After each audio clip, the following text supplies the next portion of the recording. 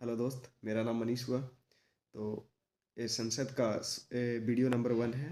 तो हम इसी तरह से हर वीडियो डालते जाएंगे, शॉर्ट वीडियो, और उसमें हम समझाने की कोशिश करेंगे।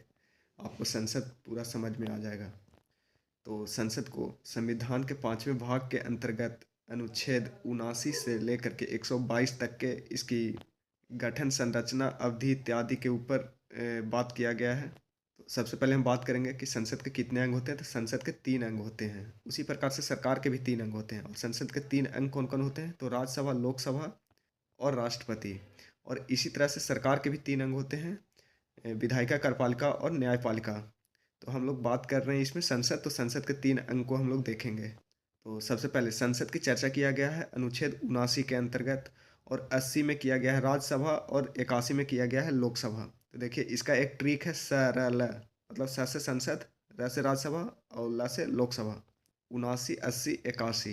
तो हम बात करेंगे, जो बात कर रहे थे संसद के 3 अंग। तो संसद के जो राज्यसभा होता है उसको हम लोग बोलते हैं दूसरा सदन, या बड़ों का सभा भी बोलते हैं।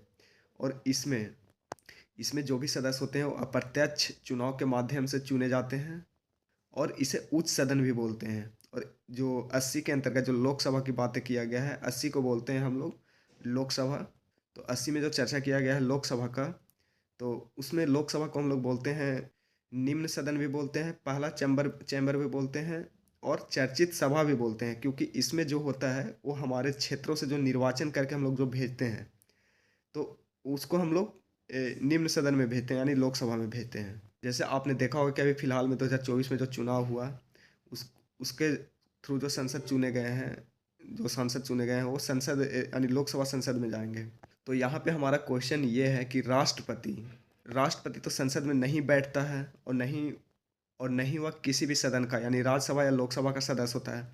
फिर भी हम उसे संसद का अंग क्यों मानते हैं? तो उसका कारण ये है कि राष्ट्रपति, ये बात सही है कि वो किसी भी सदन का सदस्य नहीं होता है, लेकिन उसे हम उसका एक अभिन्न अंग मानते हैं। क्योंकि संसद में कोई भी कार्य होता है, यानी कोई भी कानून बनता है, तो बिना राष्ट्रपति के अप्रूवल, यानी बिना उनके साइन के वो कानून नहीं बन पाता है। पहला चीज़ ये हुआ। दूसरा, संसद के कुछ कार्य भी करता है, यानी सत्र को आहूत, यानी सत्र को बुलाता है, और सत्रवसान, यानी सत्र को खत्म भी करता है राष्ट्रपति। और तीसरा, जब सदन का सत्र न चल रहा होता है तो अध्यादेश जारी करके राष्ट्रपति कानून भी बना सकता है।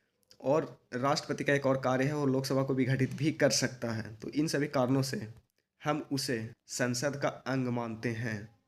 तो इस वीडियो में हम संसद का गठन पढ़ लिए।